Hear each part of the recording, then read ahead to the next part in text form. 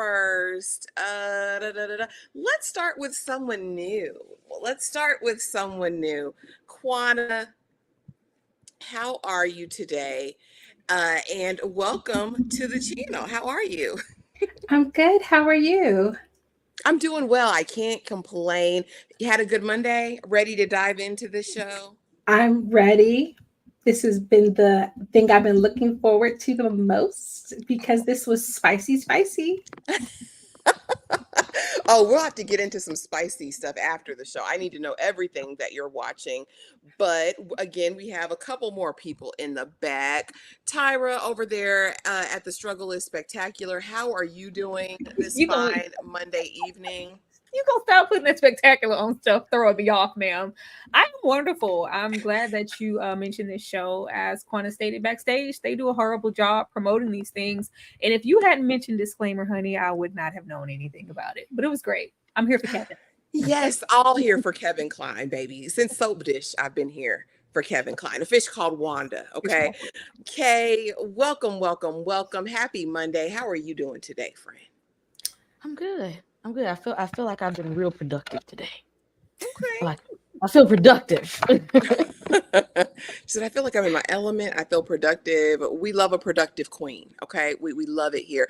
And we're not alone. Okay, people. Welcome to the building. Hey, Tremaine. Hey, sis. How are you doing, Latoya? Hey, Anakin, not Vader. What's up, Breeze? Anakin, not Vader. Hey, Greta. Welcome. You guys be sure to let us know in the chat, what did you think of this episode? Out of 5, what are you rating it after watching these first 2 episodes? Hey, Kibi, I'm interested in actually seeing what transpired between the two of them, and it involved her son being saved. We're going to get all into the nitty gritty of that because we don't know much, but we know a few things. Okay, we know a few things. Hey, Vic, welcome. She says, welcome, Quana. Thank you, Vic. Monique 69 ways. Hey. I got no notification, baby. They listen. You know why. You know how it goes. Par for the course. Jasmine, welcome. Glad y'all like that little YouTube intro. Let me link the I was dancing. I did a little shimmy. I did. In the back, I did. It's hard. It's hard going through that beta music on YouTube and finding something that'll work. Ashley, because it's not gonna be me. Listen, hey, Darfalina. No, we know Tyra ain't going for it. Hey, Darfalina, welcome. Okay, guys, let's jump right on into this. And I couldn't do my slides how I wanted to today because StreamYard is acting up for me, but we can go back to the old school way of doing things. I need to know from you. It wouldn't be an Ashley Live if we didn't start here first. So, Quana, I'm going to start with you. I want to know, after watching episodes 1 and 2, what were your overall thoughts? What did you leave feeling? Give it to us. Let us know. I left feeling like everybody is trash. Everybody. Okay. I was pissed at the son. I was pissed at the husband. I was pissed at the mama. I was pissed at everybody. I was like, everybody can get some smoke, okay? But that said, Kate is still that girl. So, I'm intrigued because, Kate, she does bring it. She brings it every time. So but I was also shocked because I did not know that was Kevin Klein. And in your head, when you're so used to watching people on older things, you forget that people age. I was like, oh, Lord, help us. She said, that's the time warp. Let's do the time warp again. I was not prepared. I was like, I just saw Wild Wild West the other day. Right? Tyra, overall thoughts after watching these first 2 episodes of Disclaimer. You gonna catch me with a revenge plot every time. I'm here for the revenge. I don't even know exactly what this lady did, but she needs to pay. Listen, immediately. Something in my spirit tells me she needs to pay for what she did. Like, I just love the just position of the lifestyle. It's like, girl, I've been here living in degradation and squalor. I'm lonely. My life is pretty much done. The way this man has nothing to lose and everything to gain, and she is just lifted up on this high horse. She didn't expect this at all. I'm here for the revenge. I'm here for the acting. I'm here for the acting. I am here for the OGs. And no spice to the young. Everybody needs shit. Everybody got to start somewhere. But you can tell when people are seasoned. Like Kevin, Kate, Sasha. Because you had to tell me that there was Sasha in the back playing her husband. I said, where? Where did you see Sasha Baron Cohen? I ain't see him nowhere. And the show, Robert. It's the husband. I was like, let me go back. I gotta go look up this man's credentials because it ain't no way in hell that was Ali G. That was not Borat. It was, y'all. That was Sasha playing the husband. Amazing.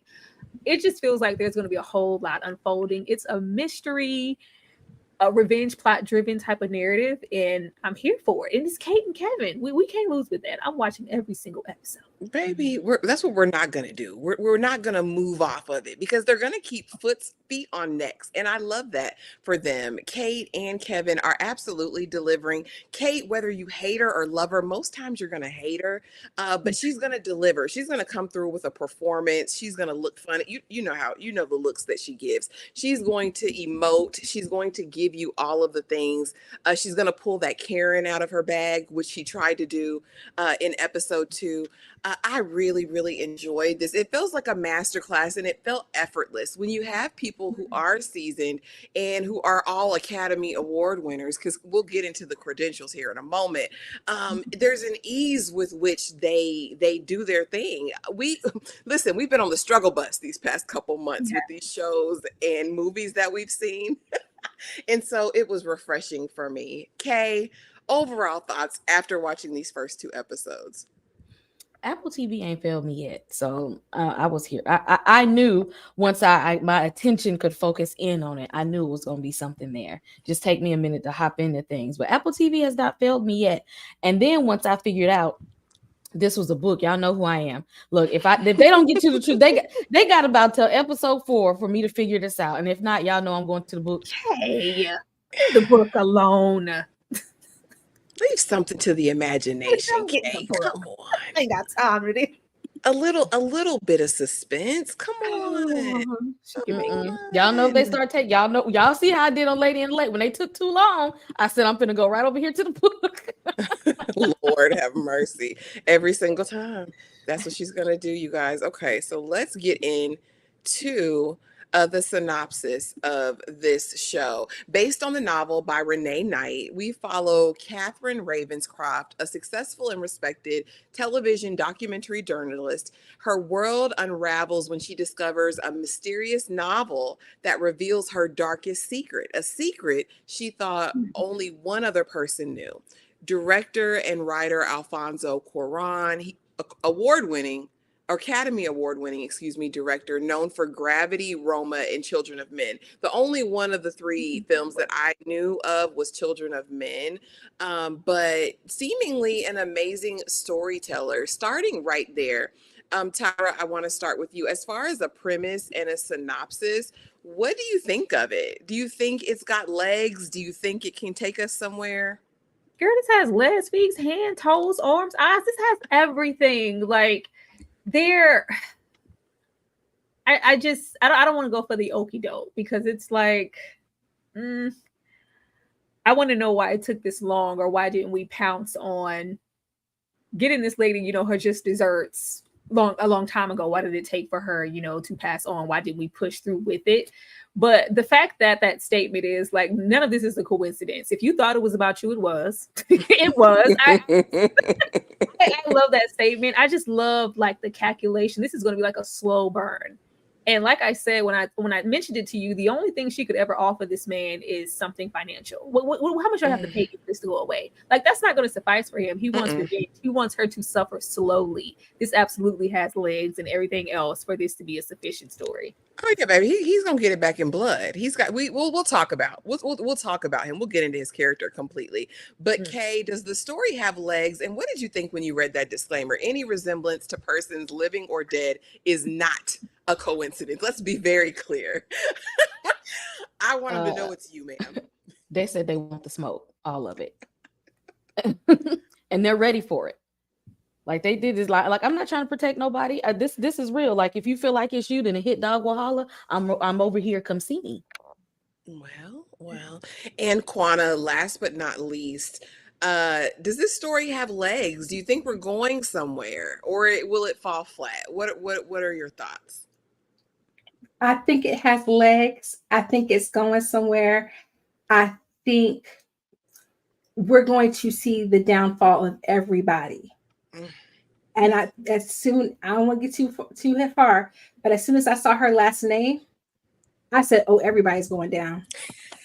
Because anytime you put a raven in anything, everybody's got to go. Listen, the only good Ravens people I knew were Harry Potter, and those were Ravens claws, right? Those are the only good. Over here, yes. Everywhere else, no. I think it's going to be messy. I hope everything leaks. I want it to be salacious, and I That's think what we Alfonso can do it. That's my dude. I love him. He makes beautiful movies, beautiful shows. I'm here for it. She said, I'm here for all of this foolishness. Okay, let's get into it, guys. And please bear with me because my slides are acting crazy. So, again, we're meeting Catherine Ravenscroft initially, right? And I kind of wanted just to focus on her and Steven's character because I think they're the most impactful in these first couple of episodes. Of course, we know this is played by Kate Blanchett, two-time Academy Award winner. She's a wife, mother, a journalist in this, right? Living the life that the best way she can, the best way that she knows how. But she's also a Decepticon, right? She's a liar. She's a manipulator. Terrible overall. I hate the tears. I hate when that's our number one tool of reprisal when we get into sticky situations. And she epitomizes that. Oh, it's getting icky. Let me just cry. Because my tears are going to save me. However, I do think her character has depth. I am interested to know just how diabolical she is.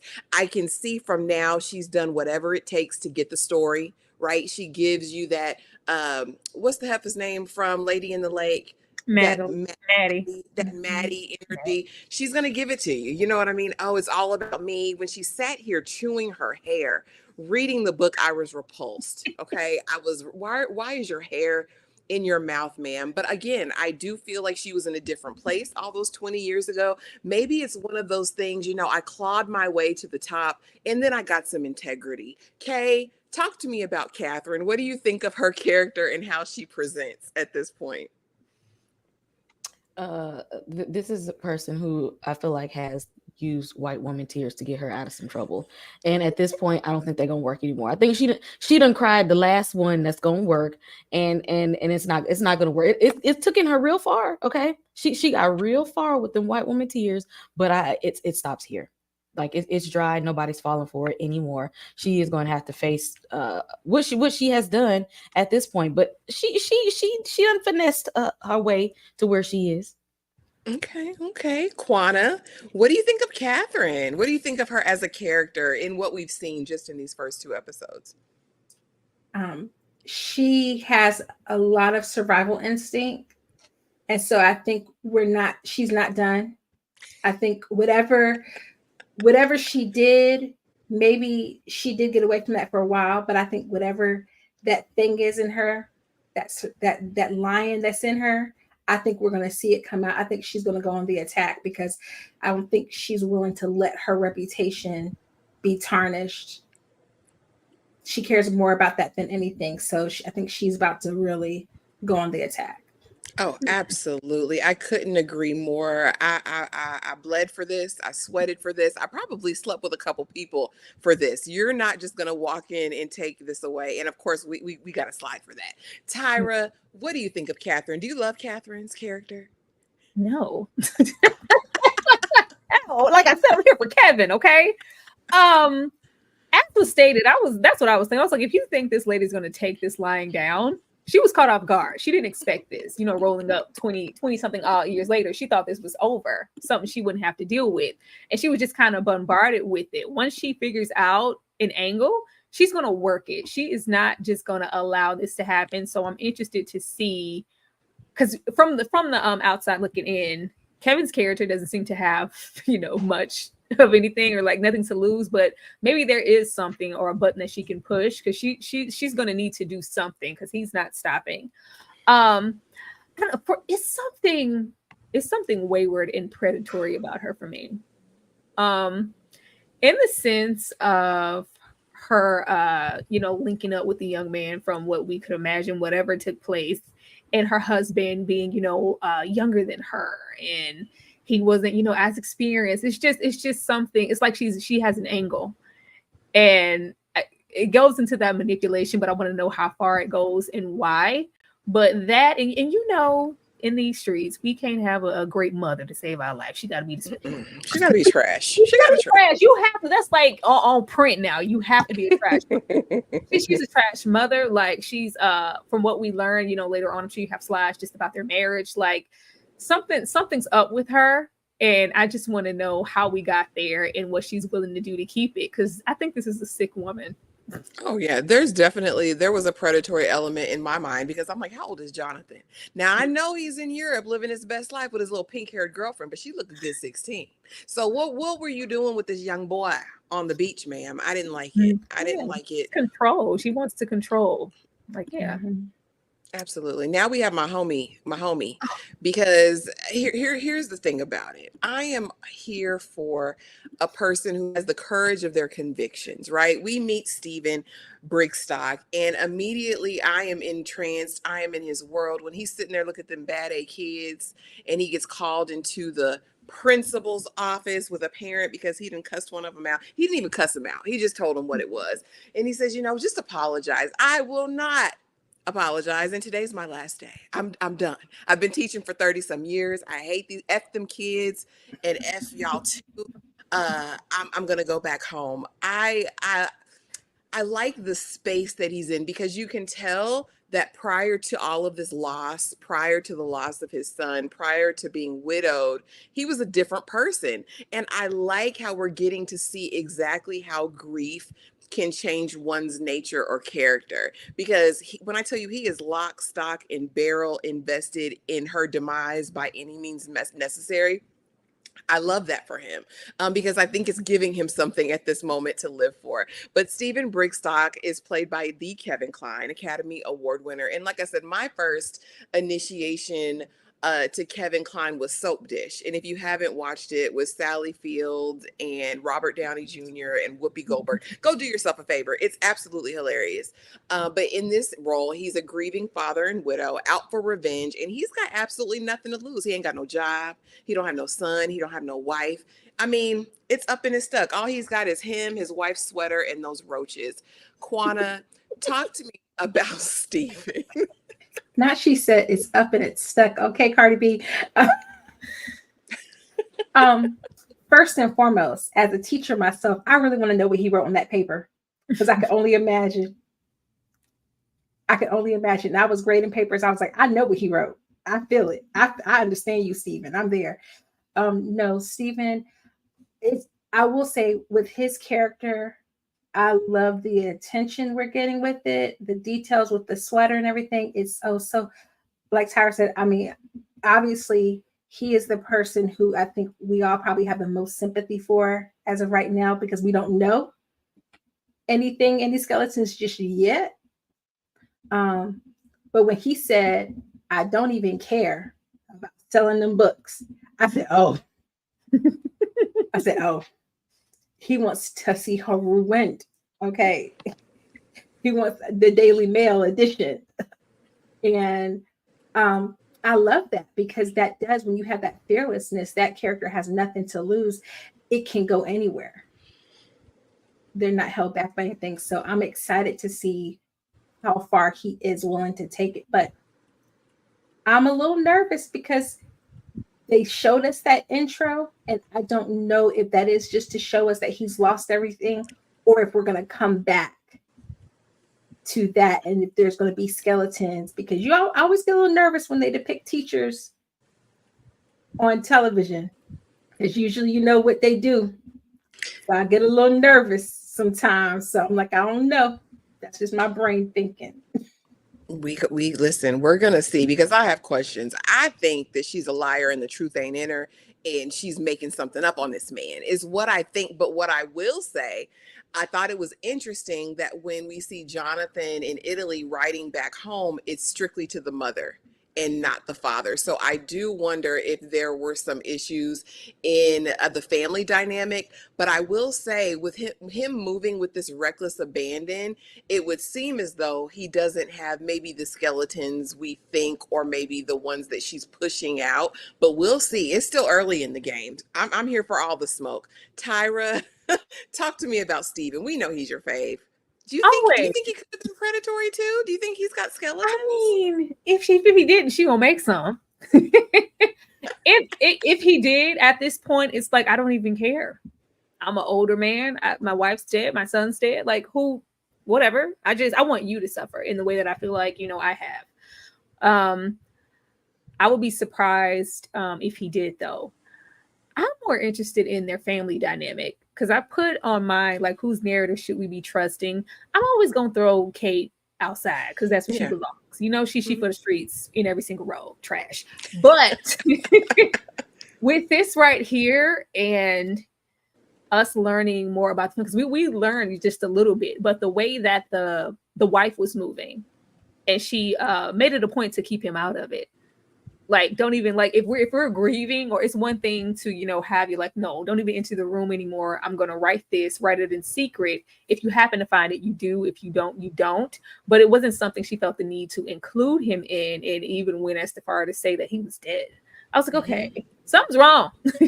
Something's wrong, in both of these households, and I'll be happy to find out what it is. But he is a man on a mission. Like this is his new purpose. I don't want no job. F the kids, as you said. Yeah, I said it. I wrote the grade. I wrote your yeah. I wrote it, and I ain't taking it back. This is my mission now. This is his purpose, and he's moving with it. Like he's so giggity. I just love. It's just like, he's showing up with bells on and everything. Like he's so happy at the thought of her suffering, and slowly. You see how calculated he is. Like Yeah.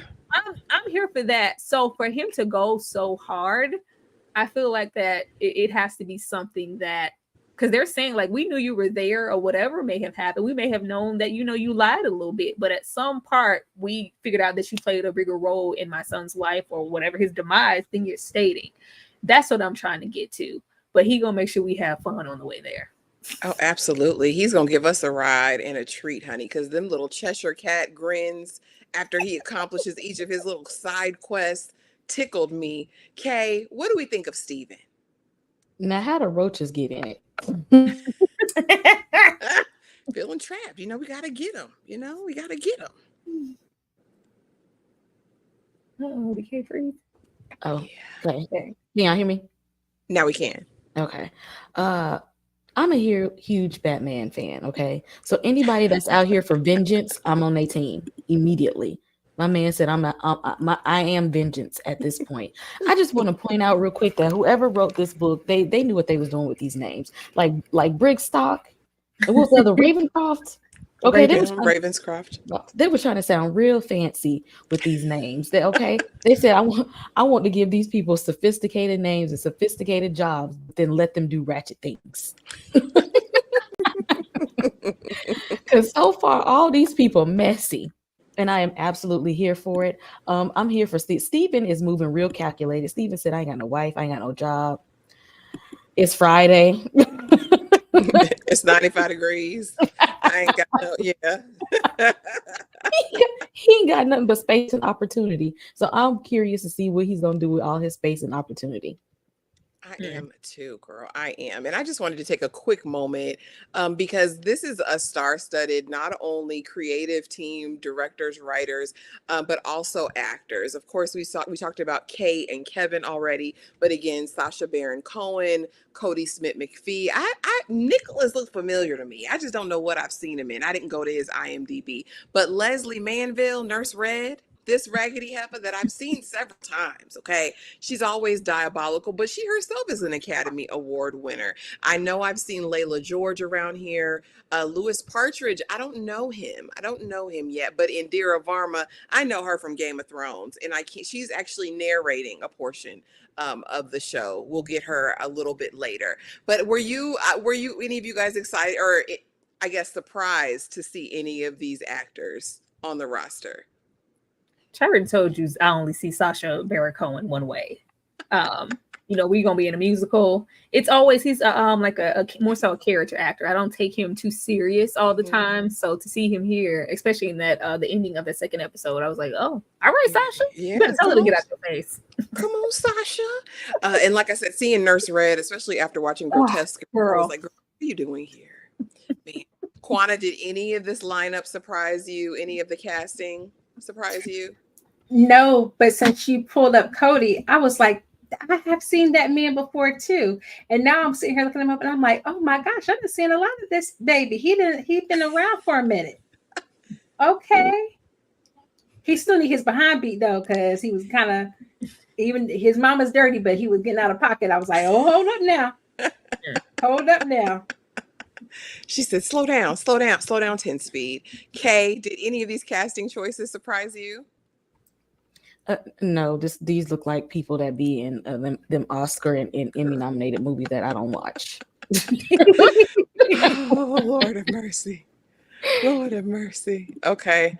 I love my life. Okay. The episode 1 opens up the happy marriage. Kate looked good. I think Nicole needs to go see Kate's people. Whoever Kate is dealing with this face and this mug, I think Nicole Kidman needs to see her doctor. Because I throw that lady in there. Because she's the one that scares me. She's the one that scares me. Face somewhere. But do you see how Kate's is sitting properly? Like I'm just saying, that's all I'm gonna say. I'm just gonna sit it right there. But I love my life. I'm winning journalistic awards. Damn it, Jodie Foster is going to be in my next. They're picking up my movie. Jodie Foster is going to be in it. I am on top of the world. Kay, what do you think about this placement? I mean, we're opening up and we're like, okay, she seems to have everything at the tips of her fingers. Life is good. Do you like how they're positioning her life before we get into the fallout? Actually, yes. Is there going to be a slide here? Because I swear I don't see nothing. You guys don't see a slide? I don't see a slide. I'm trying to make sure it's not me. Oh, mercy. It's not me. There should be. Oh my. I see something loading. There it is. Let's see. Here we go. You see it? Okay, I love my life. Okay, Kay. Thank you. Because I sure didn't know. I see it. Yes, I wanted them to think that they was just, this picturesque family here. I'm glad that they set us up to think that life was good so that the fall can be more meaningful. We needed to see her happy, smiling, looking like I love my man, I love my son. I got a good job. We live in a nice house. Everything good. Everything is good. Because I needed to see the pieces start to chip away. Okay. I like it. I like it for a dramatic effect. Tyra? I love it. She's been having her way for quite some time. She's been having her way with I told you she finessed her way to the top. With this man, and the only thing that she wasn't having her way with, because she doesn't have control over it, is that son. And we about to get he's getting the boot. I'm really about to have my way now and have my husband and my whatever. Like, she has been manipulating this situation in her favor for a very long time. So when it's no longer is, that's hence the white woman tears. Quana, what did you think of the positioning of this? I absolutely was fooled. And I think that was intentional for us to be fooled by the veneer of this perfect life. Because even when it first kind of introduced her, I didn't know that she had a son. Mm-hmm. So like when we first saw them in this scene and then they get home, they very much are living a life. It reminded me of Malcolm and Marie, like when Malcolm just came back from the award and they came back and they were drinking. So I was like, oh, they're living the life. They're free, childless. And so then you start seeing everything kind of fall apart. And it's like, wow, it does, I don't want to say make me sympathetic, but because it positioned her life as so perfect, and then we actually get the curtain pulled back and we see that it's not, it makes me wonder, what more has she had to do in order to obtain that facade, because things are not perfect. Oh, baby, she's done some dirt. Listen, whatever this one little summer was, I think that's just the tip of the iceberg. I think. Well, they said the sex was bad, so we know that. Lord have mercy. So for a while, we know some things have been happening, probably. Oh, Lord. Can you guys see this slide? Yes. Okay. Italian holiday, baby. And I'm going to be honest, Jonathan's a little bit cringe for me. We're going to just talk about it, okay? Because, sir, why are you on that beach? Like, nah. Okay, her dress is see-through. I don't need you up in that coot nanny with your camera, sir. You got the double lens on there, the extendo clip, and you're watching her every move. Oh, it's your aura. No, you're a creep, sir. So it opens up. We see him and Pinky over here, and they're banging it out in the train car. All right. I said, these people are so young and so immature that he doesn't have the sense to say, okay, Mr. Porter, wait outside. I'll get the tickets. No, he gets up, uncovers her nakedness, uncovers his own nakedness to reach for a ticket. I said, oh, this is a baby. This is a baby. And it definitely gave circa 2000, 2001. I know this era very well. Okay. So I was like, oh, he just graduated, or he's taking like a senior trip with his girlfriend to Italy. He's doing all the touristy things, tapping into his photography bag. The Pinky her auntie gets hit by a lorry, whatever a lorry is. I'm like, is it a trolley? Is it a car? Anyway, she's got to jet back to London. And so now he's in Italy alone. He's trying to connect with the locals. They're not feeling him. They said, bro, get away. You can't sit here. Okay. And so he goes to the beach one day and he sees this vision, this blonde vision on the beach with a sheer whatever. She got her little boy and he's snapping pics because I think he's a creep, okay, in my opinion. Tyra, talk to me about Jonathan and what do you think of him upon meeting him? We didn't get a ton of depth, but what did you think about his little situation here? Hey man, we're not gonna call Jonathan no creep, okay? We know what he came there with Pinky for. We came here to get it in. And no, I'm talking about on the beach, ma'am. It was cringe. Hell, I mean, I'm bored. She's standing in my light. Like, what are you talking about? I'm minding my business on the beach, trying to, mingle with the locals. They said you can't sit here. They gave him the Forrest Gump treatment. Can't sit over here. Like, the girlfriend isn't here. They open with that very graphic getting it in scene to show us what his purpose was. This is a virile, young, man. He with the humps. He came here to get it in, have his girl. It's like, okay, well, that's not that. We came here together, but I have X amount of whatever left of this holiday, and I'm alone. Well, all right. He's just grasping at anything. It's as a young person, which goes to show how young he is. We can go all the way over there to Italy and still somehow be bored, because he came there to frolic in Italy and get pictures, but he came there to have free flowing sex and spend some time with his girlfriend. And she's not here. And then I see this gorgeous older woman.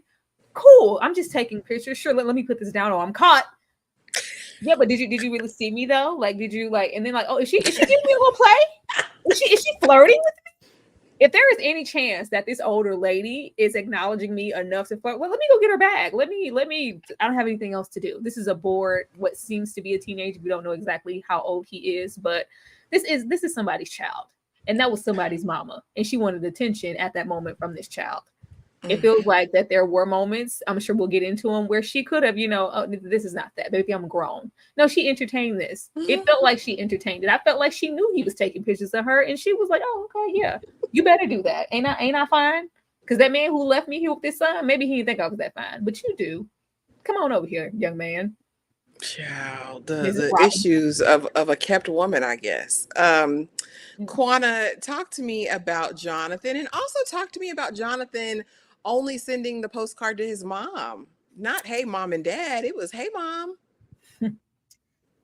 I really need them to tell me how old Jonathan is. I need that in the next episode, please and thank you, because I want to make this a little bit right for old girl. Okay, please let him be at least 21. He ain't 21. He ain't 21.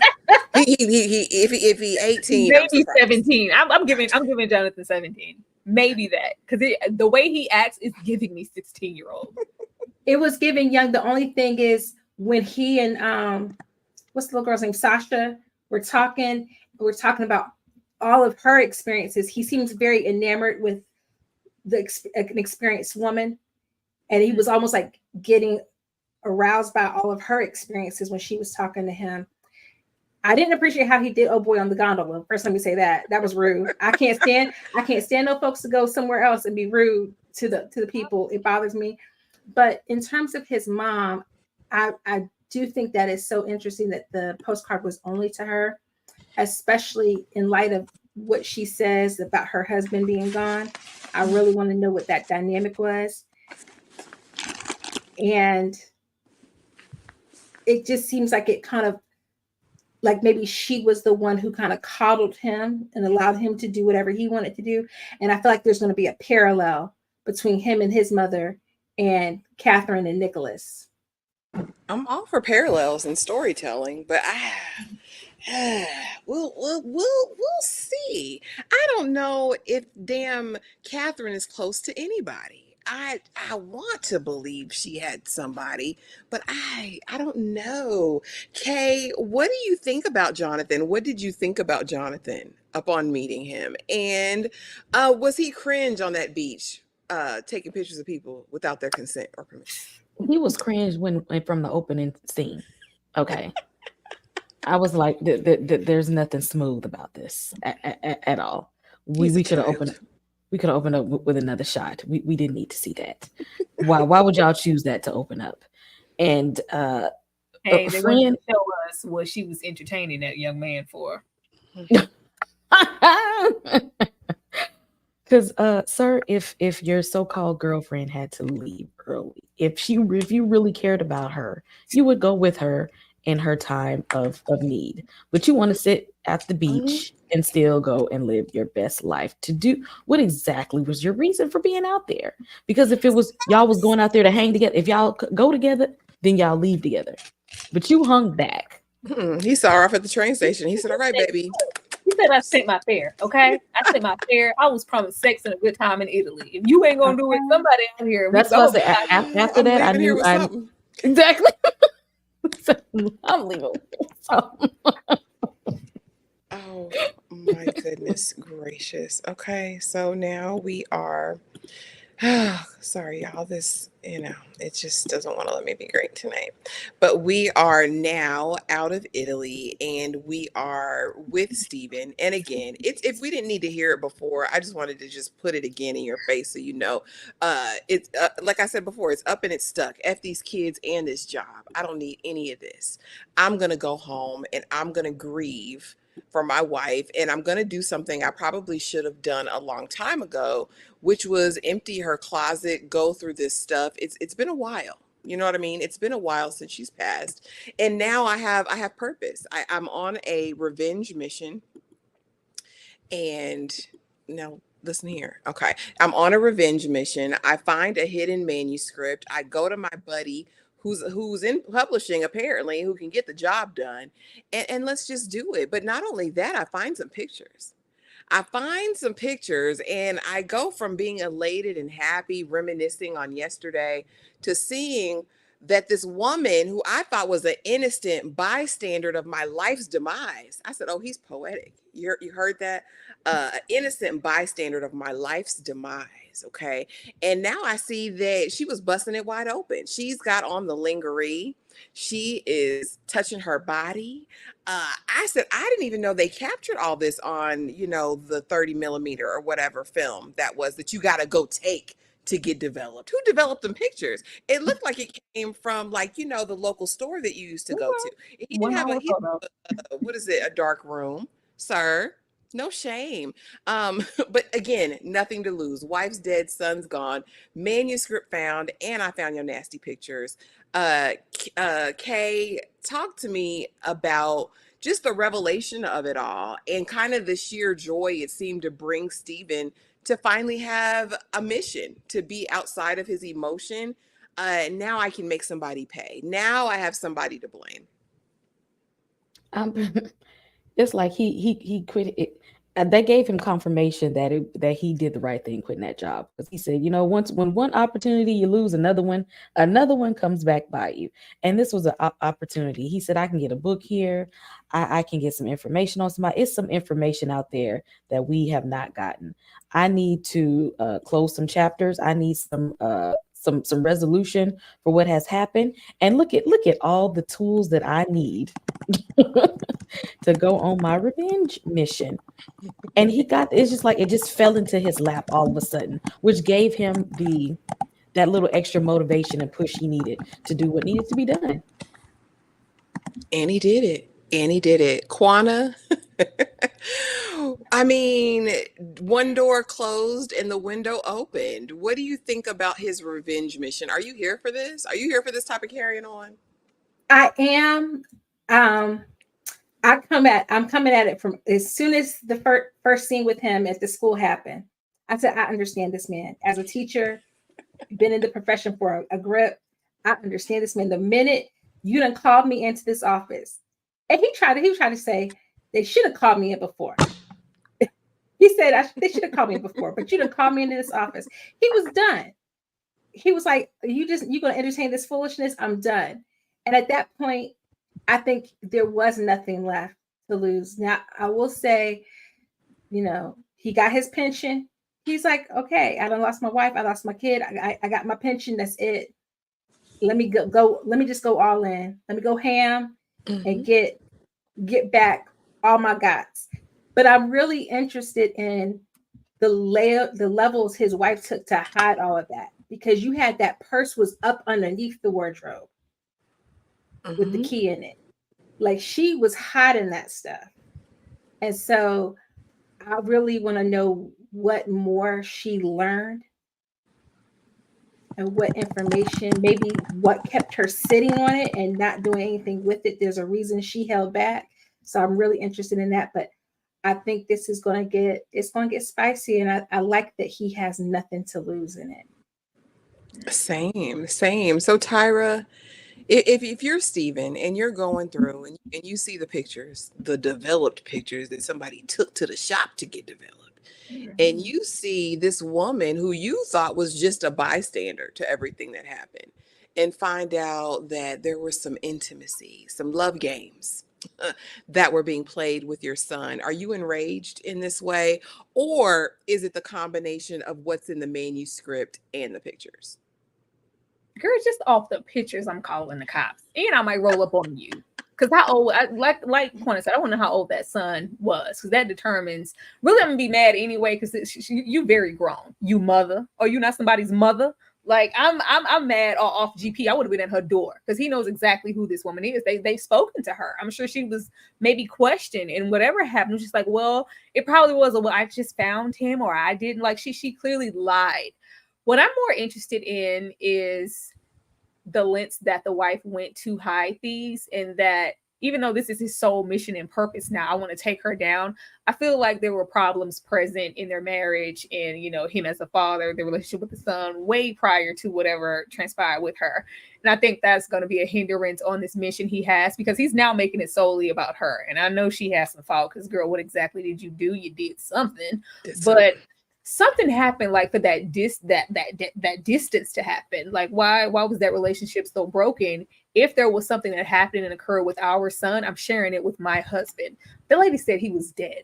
That's what she said. But we are kind of, in the in-between, because we have so much sympathy for his character already. And like, oh, he's in a sweater. He put the lipstick on, and he like, if I could only just kiss my wife again. And I'm just, that looks all good right now. But who were you to her, and what were your relationships prior to her dying, prior to you guys losing your son? What was that like? So once we get back there, that's why I said, whose narrative should we be trusting? Because, I'm on Kevin's side all day. And he just gonna be okay. Yeah, I'm curious now also, the way that they framed his grief. Is the grief really about loss, or was there something that happened in the marriage that he feels guilty about? That kind of begs some questions and opens up the narrative, I think. And hopefully we get to dive deep and figure out, what that's all about at some point. Let's see. Now we move on to Catherine, and she's got everything to lose. This woman's a lunatic. Okay, because who sits up in a book sits up in the bed reading a book, chewing their hair, then gets up after you done? I'm going to the kitchen. I'm going to set it on fire. I'm going to set off all the alarms. He comes in running like he's some sort of Captain Save-A-Ho. And I didn't even quite understand the urgency with which he's running. Has she set stuff on fire before? Child. Because you acted like she was a child playing with matches. He said, oh gosh, let me get this. And I'm like, what? They know it's me. It's me. Oh, oh, Robert, there's just things you don't know. And he says, I know, and it's okay. And so what I'm curious about and want to know from you ladies, what the hell did he know? Because at the end, he didn't know anything. Quana, what did he know? What did he think He he ain't know knew? nothing. Robert is controlling. Robert is a butthole. I feel a little sorry for him, but not too much. Because as soon as he came in there, he's vomiting and she's setting stuff on fire, and he's over here like, well, what are you doing? And she's lighting the book on fire. What you mean? You see what You she's see doing? it. Like he act like she was setting the house on fire. It was in a still think. He was acting like so dramatic, and then he kind of just silenced her. She was trying to explain to him, this book is about me, and he's like, oh no, you're ridiculous. You're like, sir, are He you said, but is actually your name in it? listening? He said, but is your name in it? Yeah, like what are you doing? Like, you're not listening to her, you're not hearing her. And that alone just infuriated me so much, because he was just talking over her. And then even when she was talking about her concerns with the son, he was like, oh no. And then he came back and wanted to throw all of that back in her face. And so I was like, oh, you're definitely complicit in a lot of this stuff that's happening, that especially with regard to their son. I think he pacified him, just let him do whatever. And now he's a bum. And she said, you got to get your bum behind out my house. And he's not happy. But no, oh my gosh, she just got me so mad that first scene. I was like, oh, I'm ready for you to get whatever you need to get, because you're not hearing her, sir. You have a completely different revelation of him. Later on I see that. I saw it more in episode 2 in like the final scene, and of course we'll get to that. But here I just wondered, I was like, is she on the edge all the time? It made me feel like he was used to trying to run to her rescue. Tyra, talk to me about this. What'd you see? What'd you see between them? And why was he running like he was the fireman, or had his cape on? What was going on? Is it Or control?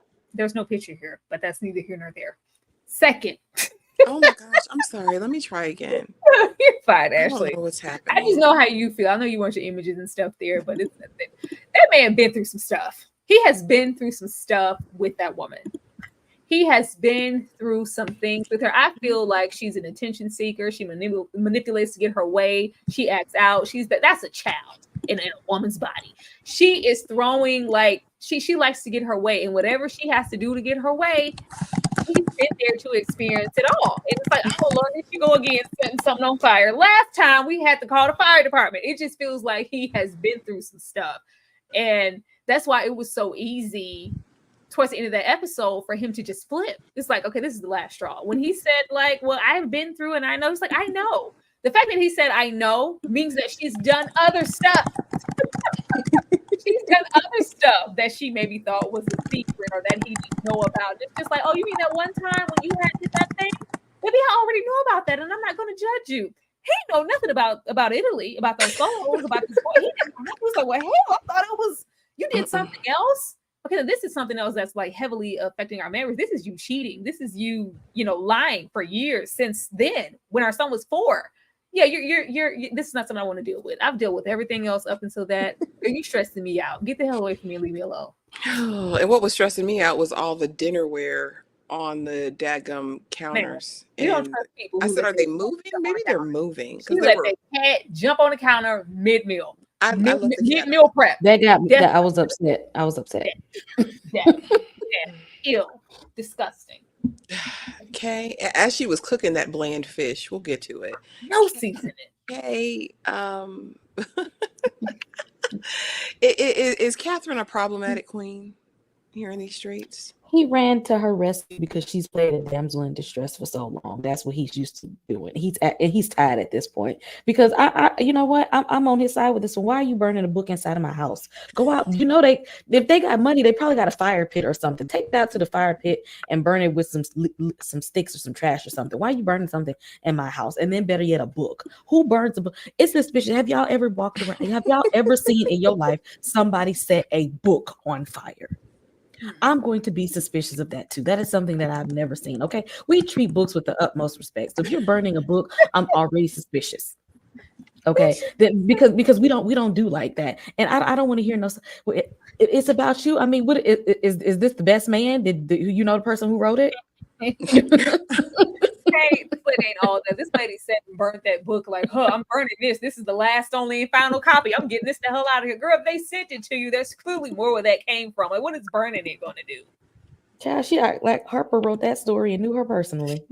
She saw that self-published cover. She said, "Oh, I'm burning. This is the only copy that exists."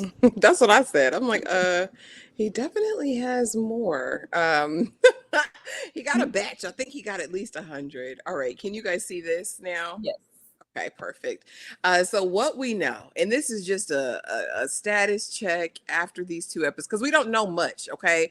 But we know a couple things. We know, one, an affair was had, okay? We know that they went all the way to the jungle and they have images to prove it, okay?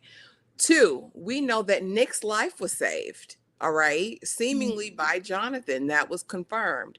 And we know that Jonathan's mama knew it all, because before this, we had no clue that she had actually reached out and had a sit down with Catherine that was a mess, in my opinion, because Catherine said, no, no, you can't meet my son. Well, my son saved your son's life. Is that, I don't give a damn, die slow. That's what I felt like she said. And in her mind, this was the only person who was privy to everything that was going on, because again, the husband's dead. I'll be survived by no one. My son's gone. She was terminally ill. So she thinks her secret is safe. Y'all, am I missing anything? Is there anything else that we know for sure at this point as it relates to the mystery? Okay. We know that, and that little boy Nicholas, is too daggone old. That was a big behind 4-year-old. That little boy said, "I'm 4." I was like, 4 where? That's a big 4-year-old. Oh my goodness. Kay, is there anything I missed? Is there anything else that we know? Anything here that you want to expound upon at all? That the mom know that she's lying about something. She tried to confront her pretty much on her deathbed, that I know something about you. We know the son does not remember, says he doesn't remember anything. I think that he remembers, but there's a trauma there that's blocking it. So whatever he saw or remembers, that it's his mind has repressed it, and that's poor parenting on her behalf. We also know that Steven knows the story about something. Okay. At this point, a good bit of people right now knows, except for her husband. Everybody else know but him. Robert is just delusional. He's in his own Lord. He said, "You ain't never sent me those pictures before. You ain't never sent me none of them." We gonna get into him, because I was like, really, sir? At this moment, I want to know from the perspective of Jonathan's mom, because the book is entitled A Perfect Stranger. And I want to know, Tyra, who's the perfect one? Was Jonathan this perfect stranger? Or was it Catherine? I'm really, really curious about the narrative and what story she's telling in this book. What do you think? And is there anything else we know that I don't have pictured here? No, everything's pretty much here. I'm liking Kat to be the perfect stranger, because from what they maybe knew about her, or whatever the narrative was, she maybe made it look like, she found him or tried to help, or we don't know anything, but it was something to make them go, she was there. She was on the scene enough to, be questioned about it. And for her to say, "Oh no, I didn't know him or anything, but it was just this. Sorry to this man." So she's, maybe that perfect stranger. When it comes to those pictures over there, I want to know, what was the husband like a leg up for her? What would make her settle for someone who wasn't sexually satisfying her for so long? Because clearly she was repressing something. Like, I haven't, girl. I've been over here with this man, and it's not hidden for nothing. This isn't it. I want to know what was the leverage in this marriage to stay in it for her. Because clearly, I think he had some coin. I think she could control him. It was a little leg up, but she wanted more. But in the midst of her getting, to where she wanted to be via her lifestyle, this man or whatever, she wasn't being satisfied in that way. And that was a moment for her to unleash and cheat. And I'm more curious about her relationship with her son, because it's very clear that she's a bad mom. I was over this son, but I have to, you know, think back to whatever their relationship was and the lacking of mothering. Clearly she wasn't there, and he wasn't made to do anything or achieve anything or be whatever. He been chilling. He's been chilling, and she's been, you know, chasing her career goals. And maybe he had that relationship with his dad, and he was there to coddle and probably be, you know, I'm not forcing him to do anything. I'm trying to make up for whatever I feel like he's lacking with the mom and just be, you know, a happy dad. Meanwhile, he's sitting on his butt not doing a thing. I want to know why that baby lived in a crack den. I want to know that. Why y'all living in a crack house? She said, "Why is he living in squalor?" I want to know why them feet dirty and why he was in. I thought he was on the drugs. I say, oh, he got it. It's a needle somewhere. Check his belongings. Check his pockets, Dad. Oh no, seriously, baby. When we watched it, he was like, "Oh, he's high." I said, "What?" Because they said it smelled of like weed in the spot. I was like, baby, we don't do that. He looked like he need a fix. Something ain't right. But and then there's just this this it's something very dark in the sun, and it makes me tie back into the saving of his life, even though he was 4.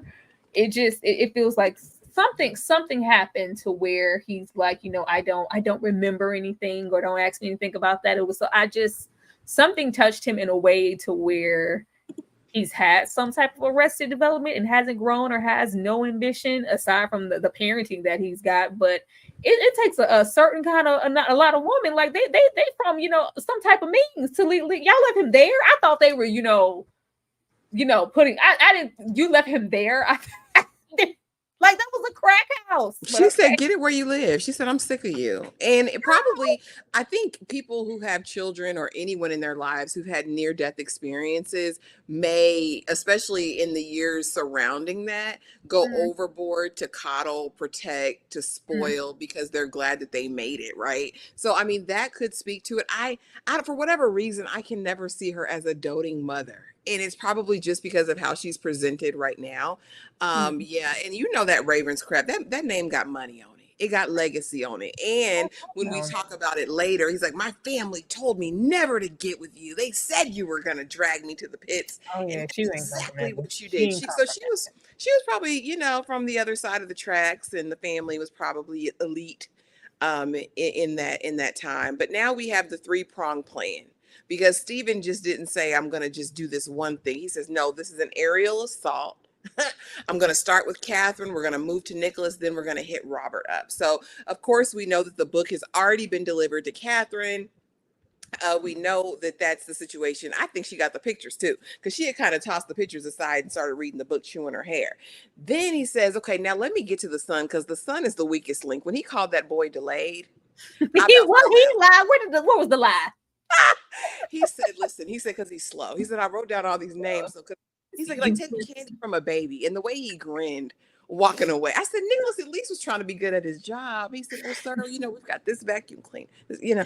And then the final throng, the final pin in this plan was, "Okay, let's give it to Robert, because Robert's going to spaz. I'm not just going to drop it off at reception downstairs. No, I'm going to walk it up to the office and say it's immediate. He's been looking for this." And then not only that, but how are you going to reprint the pictures on 8x10 sheets? You said it just wasn't enough to have the regular size.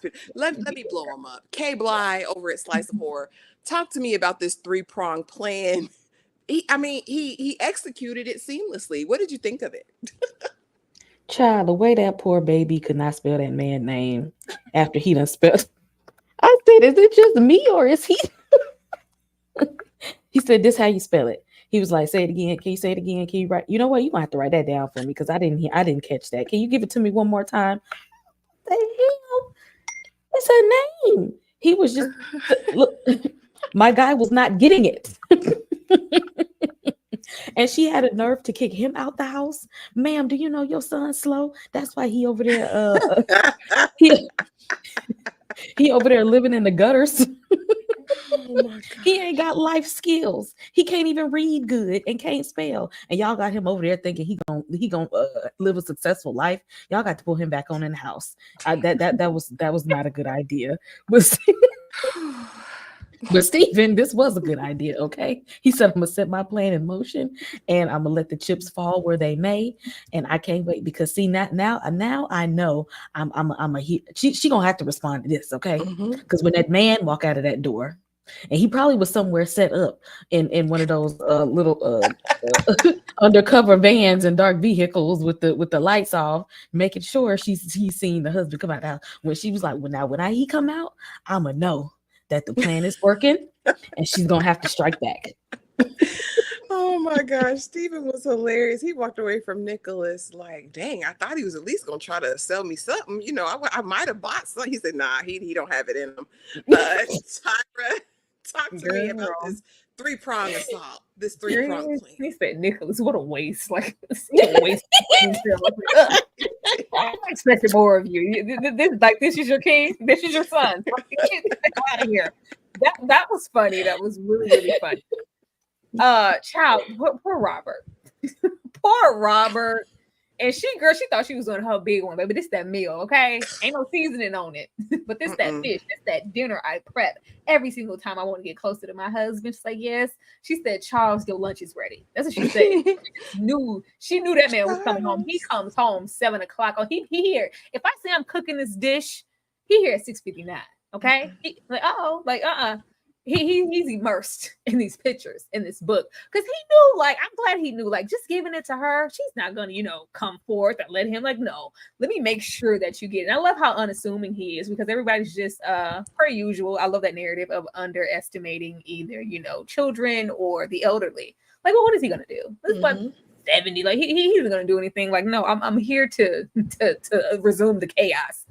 He was going through those things and looking like, girl, in my however umpteen years, girl, you ain't never looked at me like this.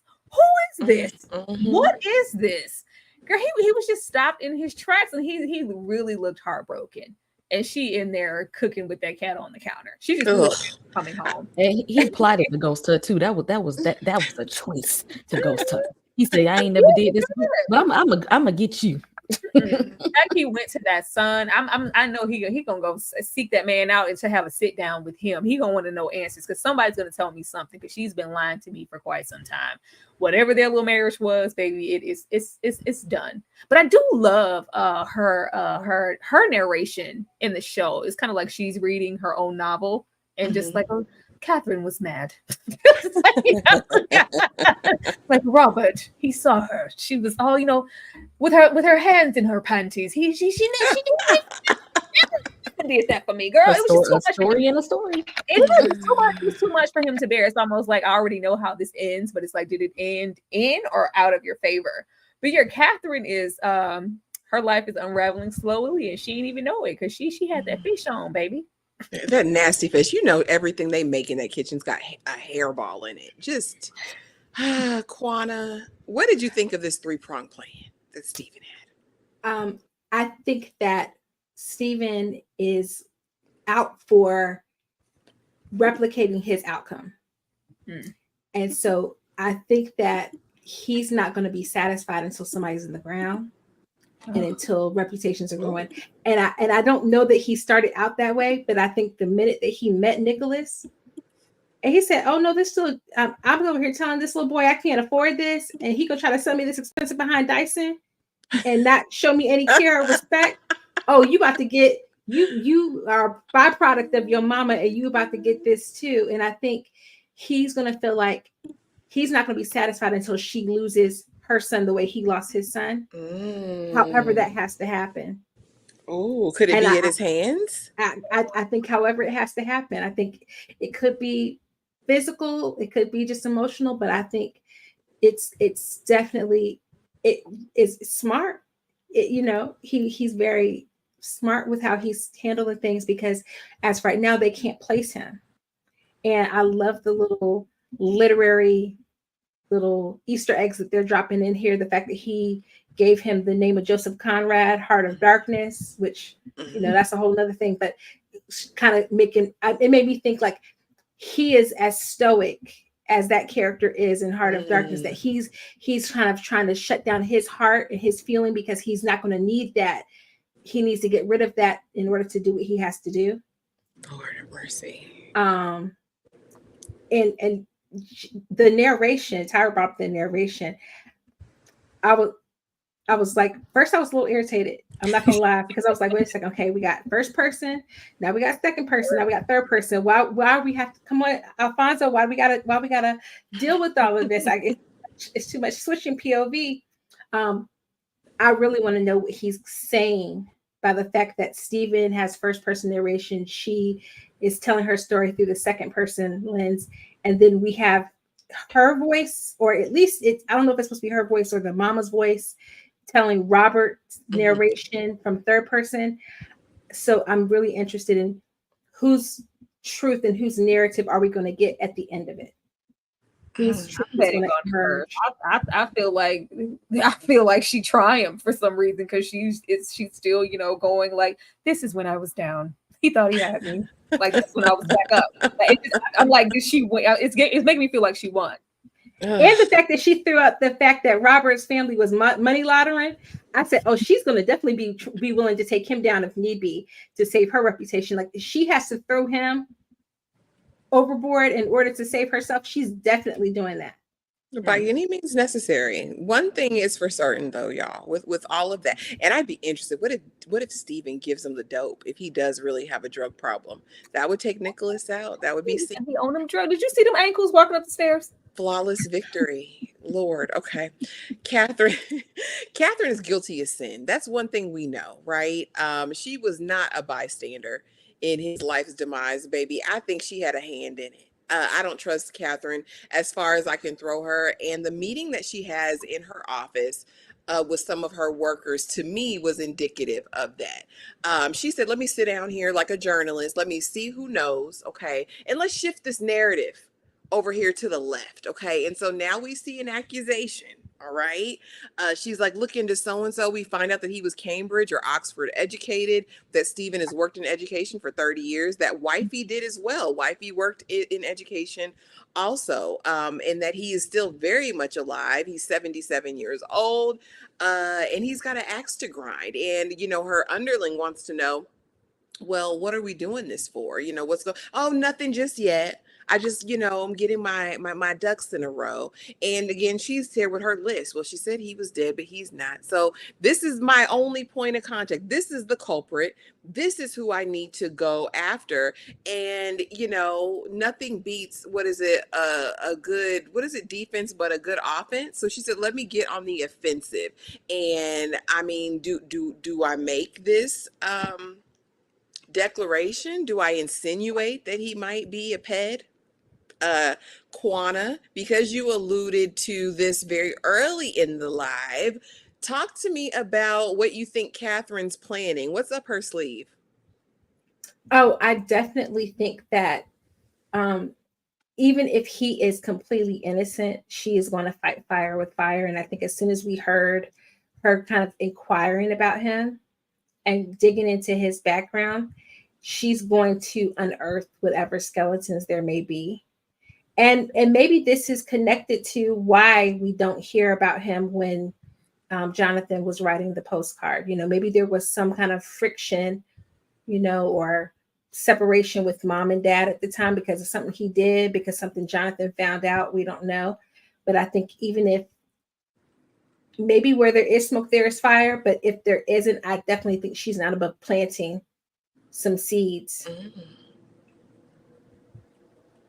I don't think so either. I mean, in her space is investigative journalism, right? Mm-hmm. She's a documentarian. She knows what it takes to build a story. And I just wonder why that was the go-to. Like, why are we, is it because he worked with the children? Tyra, talk to me about Catherine and her plan. How is she going to shift the narrative? The only reason I'm skeptical about that is because we don't know how old their son was. Like, it'd be one thing if it was whatever, and this was, you know, a grown man.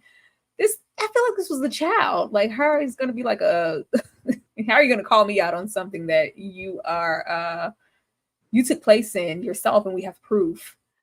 Like, I feel like that would be blowing up her own spot.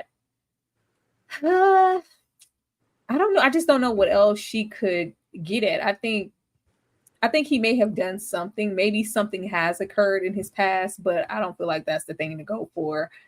That's just that wasn't no man. That was somebody's child, and you were laying down with somebody's child because in her, wake of explaining things to her husband, she's never said how old he was. He's dead. He's dead. Okay, but how old was he? When was this? She hasn't said that, and neither has they. But just in the way that he was moving, the way that the counterpart, the girlfriend looked. This looks like a teenager. So I would hope that she wouldn't do that because you're blowing up your own spot. I feel like she's going to have an angle, but I don't know if it's that one. Okay. I definitely think there's going to be an element of trying to discredit, but really, I mean, the truth stands. So, girl, if you were culpable and it was you, I don't know if there's of any amount of discrediting you can do that would take away from your own situation. Kay, how do you think Catherine's going to shift the narrative? I feel like that putting that on there is, if she can't take them down any other way, we're gonna use that. We're gonna toss that one out there. But I definitely think that she's going to do her own investigate because she thought that he was she didn't even know this man was alive. So she's probably gonna go and do her due diligence. She probably gonna go see where he used to work at, maybe talk to some students, go by their house where he stay at and whatnot. She gonna do some investigating first. Some investigative journalism. She's gonna do it. And Kwana, I'm sorry, did I cut you off earlier? I didn't mean to. Did you have anything else you wanted to add to this? I'm sorry. No, I will just say that it's very interesting. I don't know. We saw him unpacking the things from his wife's passing, and yet we never saw anything in the home to indicate Jonathan's presence. We didn't see much of it yet, but we didn't really see much of that. So it makes me wonder, I think there's going to be something there. I think there's a connection. I will say, I thought that when they were on the beach, though, that Catherine seemed, I wouldn't know that she wasn't a good mom with how she was on the beach with Nicholas. And so there was something, obviously she was lonely, whatever manipulative she got drawn to Jonathan. I can't wait till we see their actual flashback together to see what he tells her, because I think that there's something there. So do you think something changes in her during that summer? Yeah, I think this is kind of like an Eve's Bayou situation where, because Nicholas was there and he saw whatever it was he saw, she cut him off. She distanced herself from him because it was going to be a reminder of what happened. So I think maybe before then she could have had the potential to be a good mama. She probably was so selfish, but she had the potential. But that was like, oh, I have to distance myself from him because he reminds me of what happened. But I definitely want to know what Jonathan told her about his home life, because I think he is the one who said maybe the dad was dead. So maybe there was how kids get when they're like in movies and stuff, when they don't like their parent and they're done, like, oh, he's dead. Yeah. I'm curious. So, I mean, I'd imagine the intimacy went beyond the physical. I mean, I just imagine if she was really desperate for, affection or love or whatever, that thing was. Bear with me, y'all, because it just, but yeah, I'd be interested to see what the dynamic of the relationship, because I don't know, on first glance, you think, okay, she just wanted some of that boy. She just wanted some of him by any means necessary. Was there ever a deep connection? So I'll be curious if they explore that more. Now let's get into Robert, baby. Robert, I got you. Stephen was out there waiting outside the job house, outside the workhouse, and said, okay, I know when Robert goes in there. And we kind of already talked about this, so we can ease on down this road a little bit. But I will say this, I did feel for Robert in this moment. I think that would be a shock to anyone's system to see that your wife that you've been married to 20 plus years was busting it wide open. And not only that, but was wearing the panties that you bought her for you. But we'll get into that. But first, he says, I'm standing you up in that bland fish, as Tyra mentioned earlier. And Nicholas, I know you were only 4, but do you remember that summer we were in Italy? Was there a man there? Kay, why would Nicholas ever remember? What do you remember anything from the time you were 4 years old, ma'am? Like I was like, sir, what's the meaning of this dinner? What are we doing here? You remember things that stand out to you. I definitely remember, because I remember stuff like me having to go to my sister's class in preschool because she cried all the time. Okay, I distinctly remember that because I'm more of a social, but was more social than she was, and she was more introverted, and they would pull me out of class to go calm her down. So there are some things that I remember, but when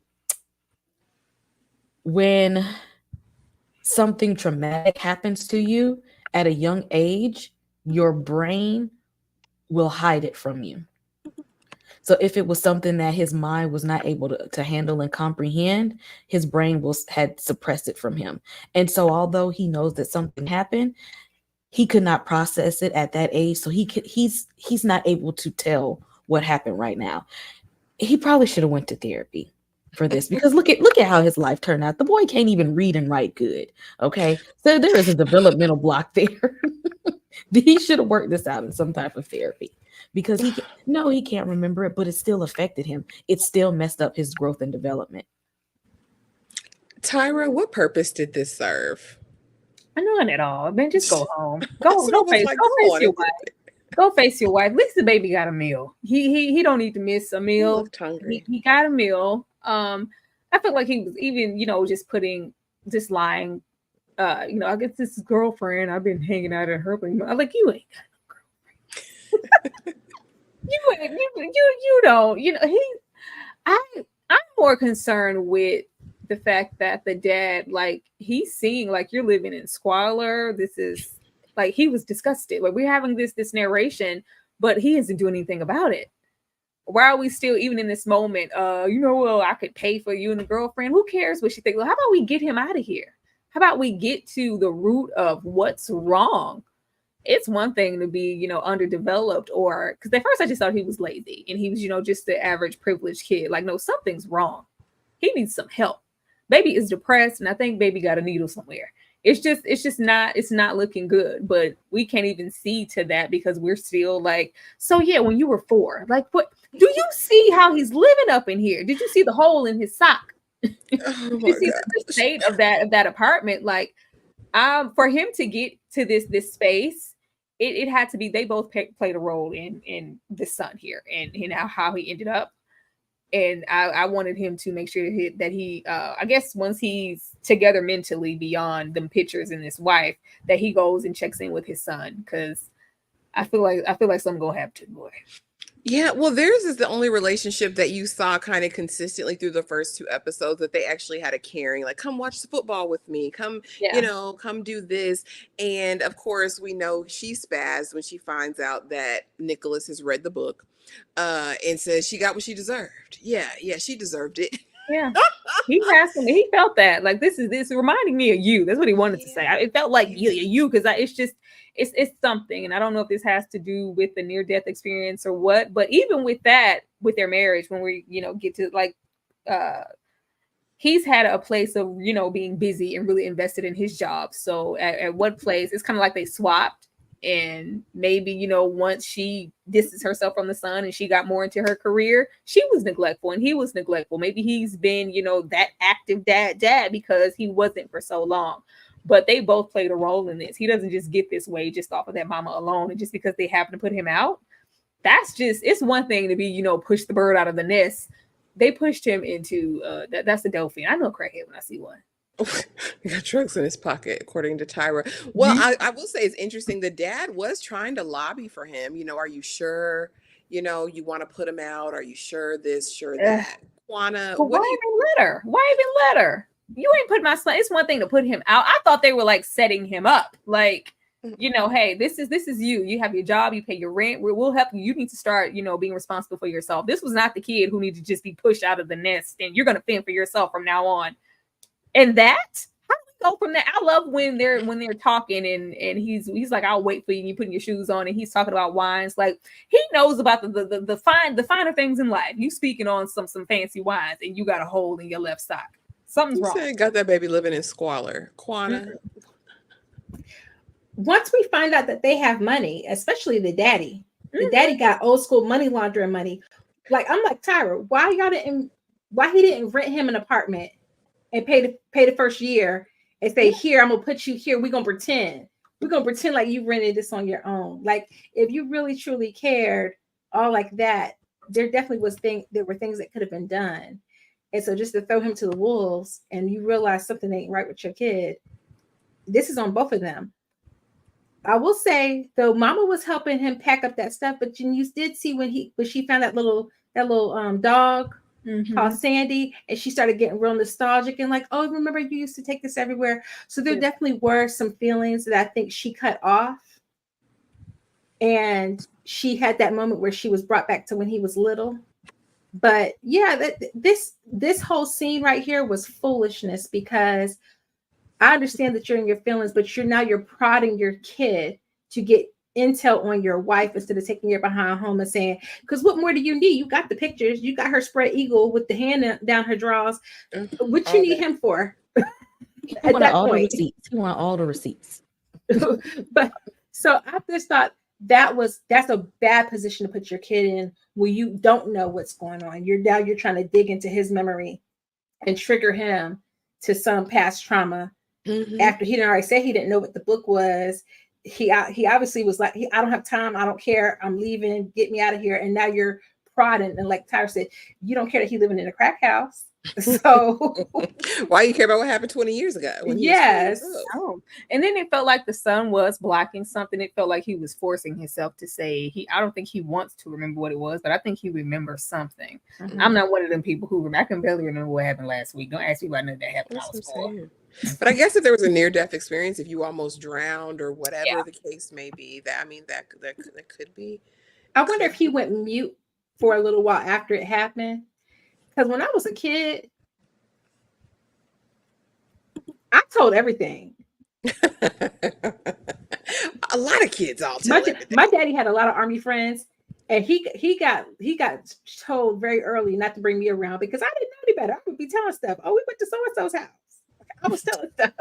So it makes me wonder if whatever he witnessed, he got mute and he maybe didn't develop for a little while after that because he was so traumatized. Yeah, it's something, because for him to not have witnessed something when y'all was living y'all best life, where was he? Who was he with? Like you were, she probably wasn't there.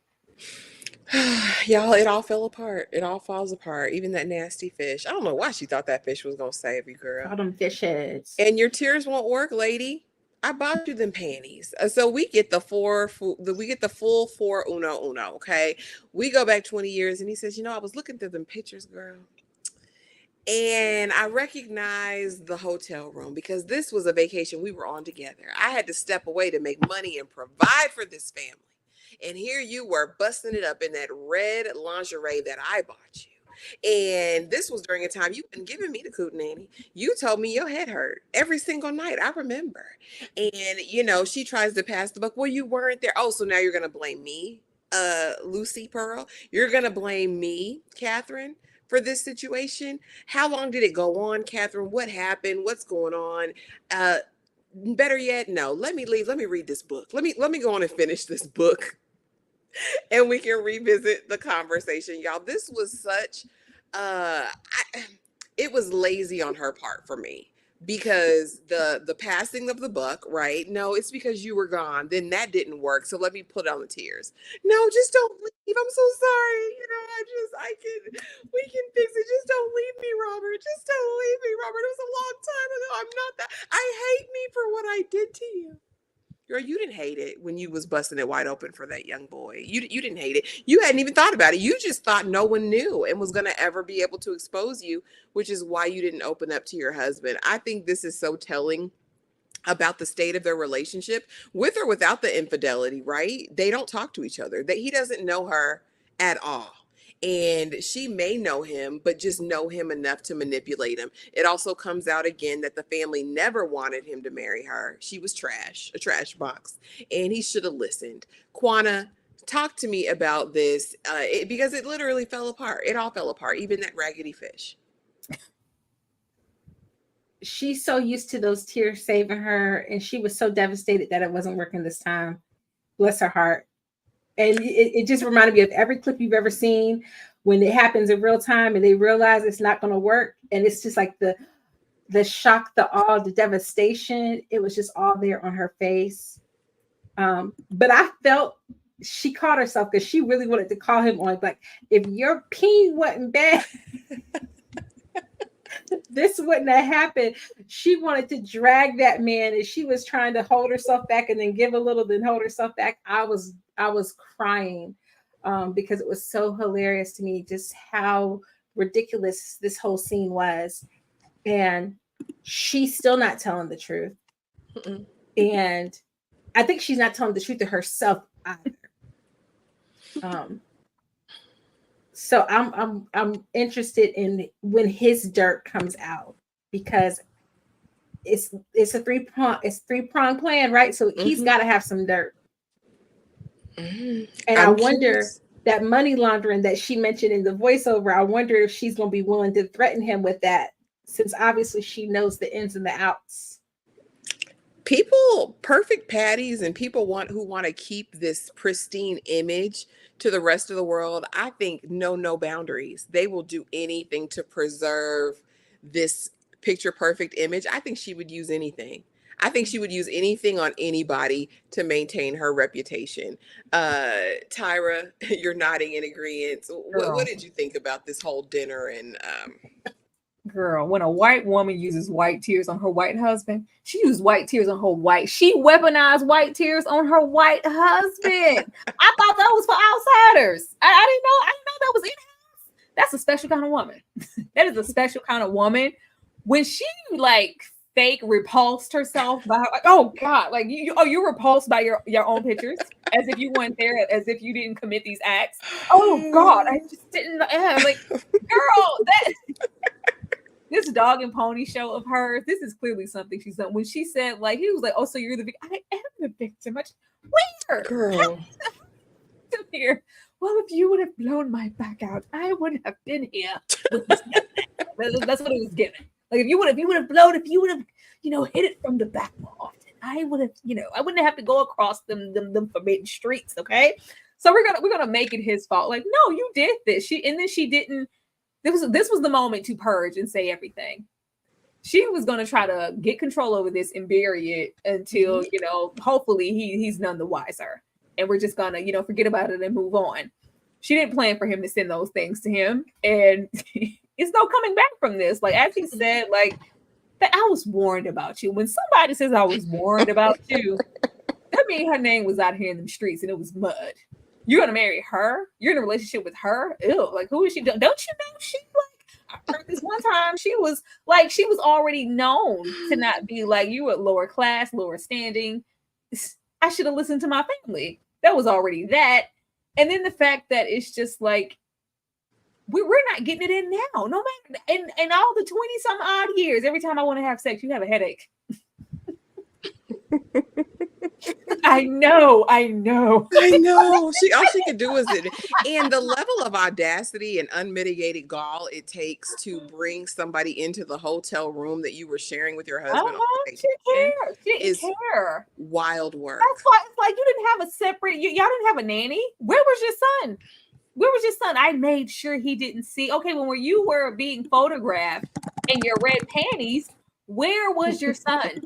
I feel like whatever incident that took place to where he, had a near-death experience and had to be saved, she wasn't present, or she was wrapped up in that young man. Like, girl, trash. Absolutely trash. I needed him to back up. She thought that this was going to save her and she was going to cry her way back into his good graces or gaslight him. He was like, no, girl, get out my face.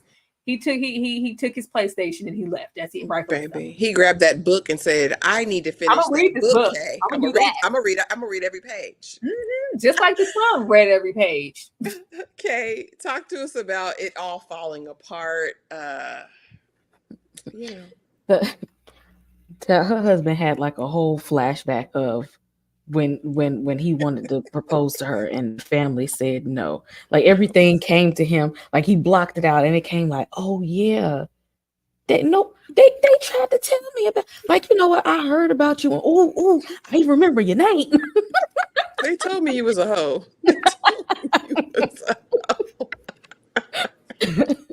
Like, you know what? You can't turn a hoe into a housewife. You know what? That's my bad. Let me get out of here before I embarrass myself any further. Because she was looking at them pictures like they wasn't her. Like, I can't believe anybody would do this. Man, Who would do that young that? man probably didn't even tell you to pose. You probably made those poses up on your own, because I'm sure that ain't the first time. And he Child, probably I ain't the said, only one that got pictures of you. Okay, it's probably all types of pictures of you floating out here that you done did before and after the sun. So why she acting all shocked and appalled now? That man ain't dealing with her white. He said, I've been dealing with your white tears for decades now. They don't work on me no more. And he said, don't touch me. And he looked at her like a peasant that had been living under a bridge and was reaching out for $2. He said, don't touch me. Don't touch me. Unhand me, you woman of the night. Peasant. Unhand me. But because she Kate Blanchett, I wanted her to say, I looked good, didn't I? And throw a picture back down on the ground. I wanted her to hit her bad girl Riri ear and be like, I was looking good back then in the day. Busy trying to gas, like, oh God, I didn't do. I mean, She's trying to keep up the lie. She's trying to keep the lie. Oh, the way though that he held on to that for 20 plus years. I've never told you this, but my family's always hated you. They hated you deep down on the inside. And they told me you were a whore and I married you anyway. Try him in this permanent position of his hair being blown back. He just looks insane. Oh my goodness. He ain't put the brush to that hair or nothing. He's waking up on go. Oh my goodness. I listen, we had to end with Steven grinning like this because he said, my job is done. My mission's complete for right now. Mission to ground control. The job is almost here. The wheels are in motion. And you know he's got a 10-point plan after this 3-prong assault, right? You know he's going to be watching with a steadied eye to see what's next. He's literally going to take her down brick by brick. He's going to try to unravel her at the seams. I cannot wait. Kay, talk to me about your predictions for next episode. Get this comment from TP real quick.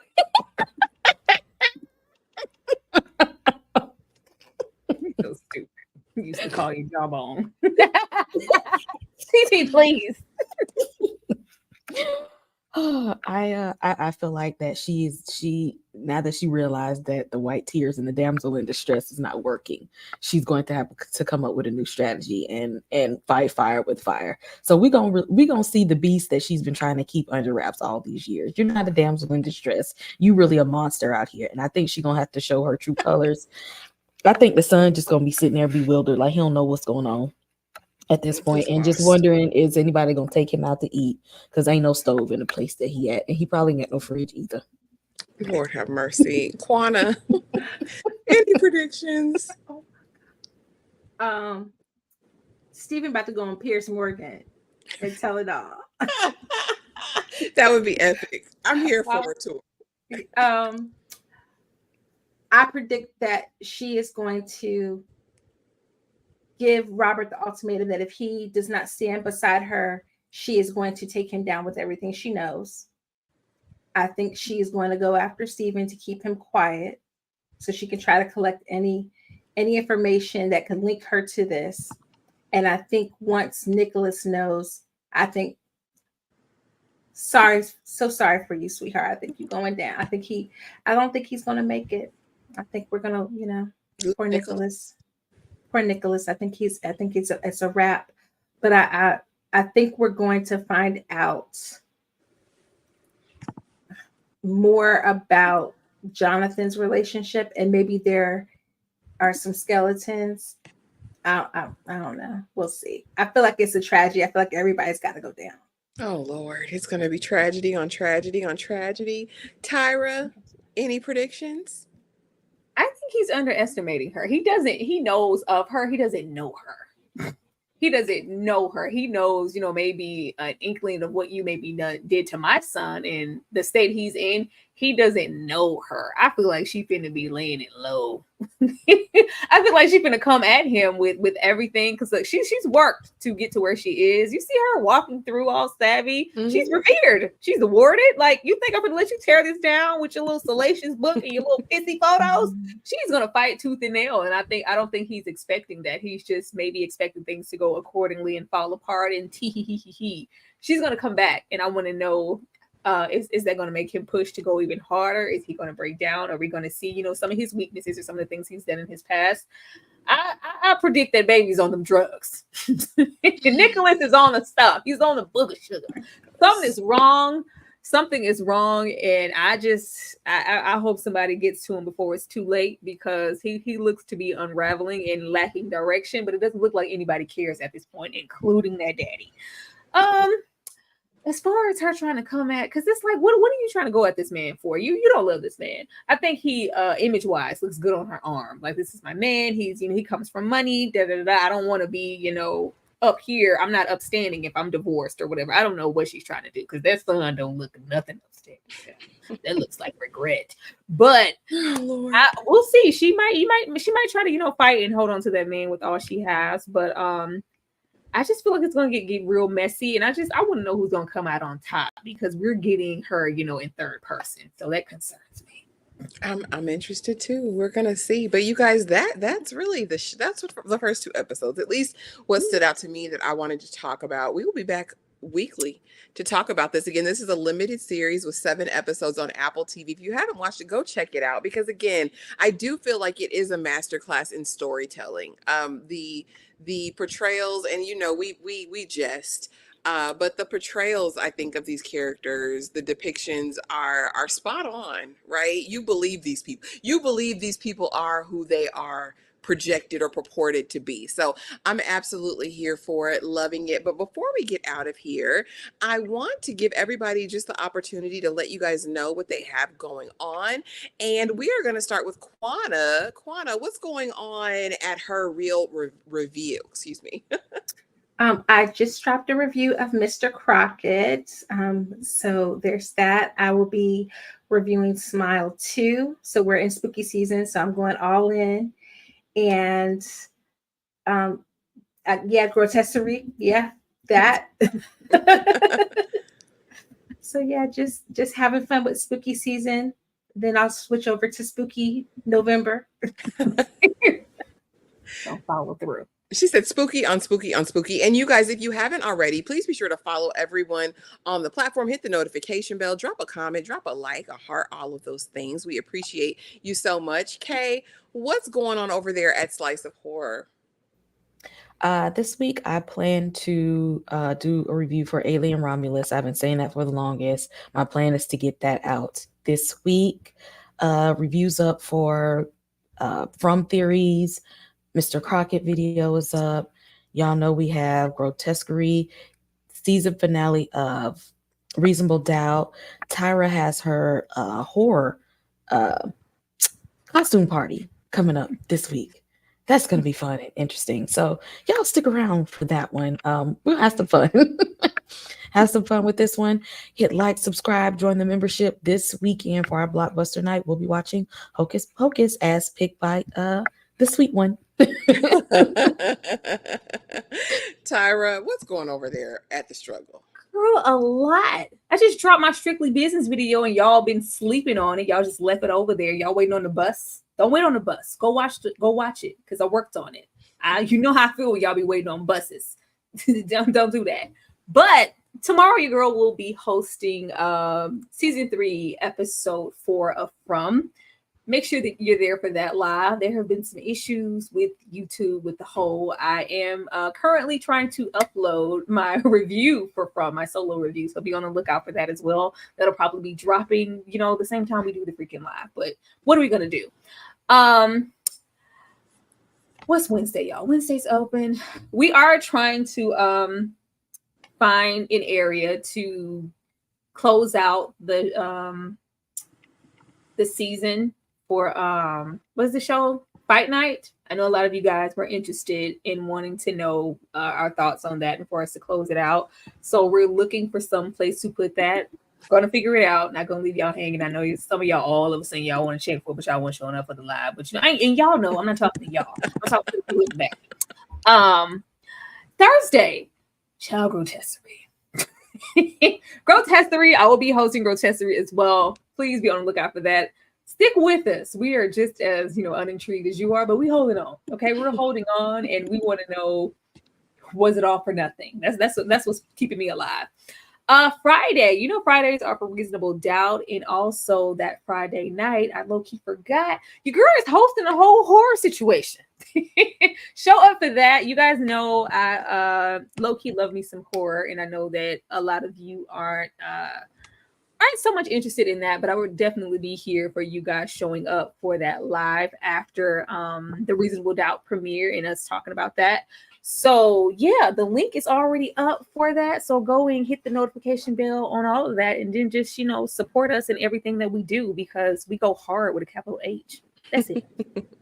Absolutely. And as always, you guys, thank you so much for being here. Like I said, just make sure that you're subscribed to all of these wonderful ladies on the panel. Make sure you have that notification bell hit, and make sure you drop a comment, because that helps us so much. If y'all don't know already, I uploaded a million videos over the weekend. So please just go run it up. Go run something up. I dropped Sweet Pea today. I dropped Disclaimer today. We dropped From yesterday. Mr. Crockett, Teacup. Like there's a million videos up to watch. A lot of great shows. If you guys are sleeping on Teacup, don't do it. Watch it. Be there, be square. Be there tomorrow for From. We appreciate it so much. We love you real bad. Thank y'all for rocking with us every single night. Every night. We will see y'all in the next video.